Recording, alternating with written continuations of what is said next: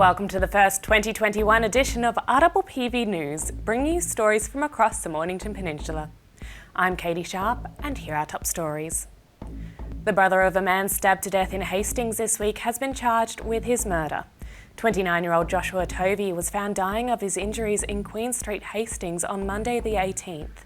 A sniffer dog led police to his 26-year-old brother, Jesse, who was in the backyard of a friend's house nearby. Mr. Tovey faced Melbourne Magistrates Court this week. Officials have expressed concern at the number of drownings that have already taken place on the peninsula this summer. To date, 5 people have lost their lives at a number of sites, including Toogoorrook and Bushrangers Bay. The Shire is urging visitors to check official websites for information on beaches they plan to visit, rather than relying on travel sites. They reminded visitors to read safety signs and swim between the flags where possible. They also warned against mixing alcohol and the sea. There is also concern about the high number of children that have been rescued over the past weeks, and parents are asked to supervise their children carefully, as it takes mere seconds for drownings to occur. It's Australia Day this week, and celebrations will look very different during a COVID normal summer. Instead of festivals, the Shire has partnered with RPPV to create an Australia Day playlist just for the Mornington Peninsula. Over the past weeks, locals were invited to add their favourite song to the list, which will feature in a special Australia Day live broadcast on Tuesday the 26th of January between 1 p.m. and 3 p.m. The RPPV broadcast will air from the corner of Main and Queen Streets, Mornington, and will feature great Australian music chosen by our community, interviews and acoustic performances from local artists. Do come down and say hello. For those unable to attend Mornington on the day, the live broadcast will give our community the chance to tune in to 98.7 on the FM dial to stay connected and celebrate the day. This day means something very different for our First Nations community, as it is the day that the First Fleet landed and claimed all land for the British Empire.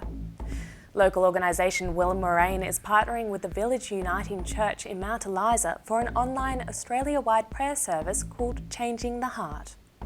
The service, held on the eve of Australia Day and led by Aboriginal Christian leaders, seeks to explore deeper relations between First Australians and non-Indigenous Australians to reflect on Australia Day and the need for a more inclusive date. The following morning, on the 26th of January, Will and Moraine will host a Change the Date gathering between 9:30 and 11 a.m. This event is open to the public. Meanwhile, the Councillor for Sea Winds, Kerry McCafferty, has announced she will not be taking part in celebrations, calling the 26th of January a day of mourning on which the lands of First Nations people were forcibly and violently taken from them. Mayor Councillor Despy O'Connor added, "For the first people of this country, it signifies dispossession and end to life as they knew it.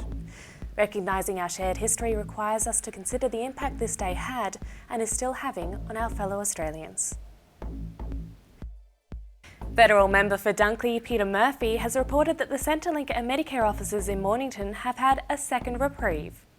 After a planned closure last September was reversed by Greg Hunt MP, the proposal was to replace the offices with a self-serve desk at the Mornington Post Office by March of this year.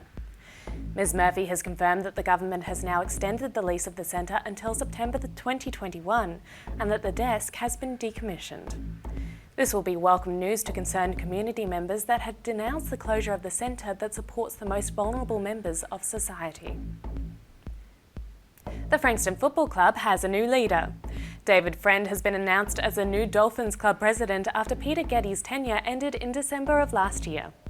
Mr Friend has been a board member of the club since 2017, before which he worked with both Hawthorn and St Kilda football clubs as head of membership and merchandise. He has also worked with the A-League, NRL and Big Bash leagues. Club CEO Adrian Lloyd welcomed the appointment, saying he is a very organised leader who will ensure that each area of the club is accountable through each club director. And there have been reports that the legendary Peninsula Panther has been spotted again. A photograph was taken of a large animal by carpenter Michael Corr in the Toogoorrook wetlands last week. Mr Corr told the Daily Mail he spotted the animal while on a walk with his son, describing it as the biggest cat he'd ever seen. Reports of a supposed prowling panther have circulated on the peninsula for decades, with theories abounding that the animals were released from a circus or during World War II.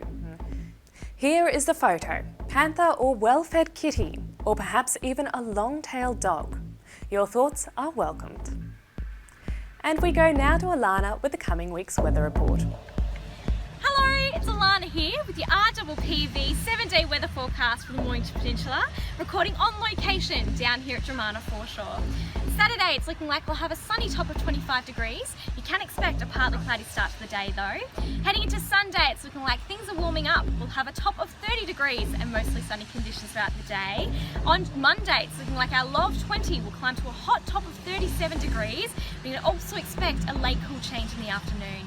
On Tuesday, it's looking like we'll have a top of 23 degrees and also 80% chance of rain throughout the entire day. And on Wednesday, it's looking like our low of 13 will climb to a top of 24. You can expect partly cloudy conditions throughout most of the day and some pretty gusty southwesterly winds in the afternoon. On Thursday, our low of 18 will climb to a top of 25. We can also expect up to 8 millimetres of rain throughout the day. And we'll have similar conditions on Friday and a top of 24 degrees. So I'll be exploring the best that the Peninsula has to offer this weekend, and I hope you all have a lovely week. See you next time.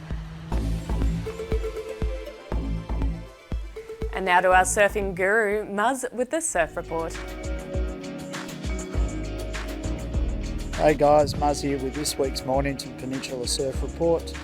Got a good couple of days in front of us weather-wise, right through till probably Monday or Tuesday. There will be waves. The swell's going to be pretty solid except for maybe Friday. So beach break's best option might be Thursday afternoon into Friday. But beyond that, again on Saturday, even though we've got a couple of hot days, the swell is going to get pretty solid again. But there will be waves, so if you hunt around, there'll be waves possibly at Flinders. On some of the more better beach breaks that hold a bit of size, there'll be waves around, and there might even be some little ones in Western Port like there was earlier this week. So another nice week, coming to the end of the school holidays. Water's warm, sun's going to be out, so a lot of your crew enjoy your last week before work and school kicks in. See you next week. And that's all from our team here at RPPV News, serving the community with stories that matter to you. Keep watching and do tell your friends. Bringing you the news from coast to coast across the Mornington Peninsula, I'm Catie Sharp. See you for the next edition.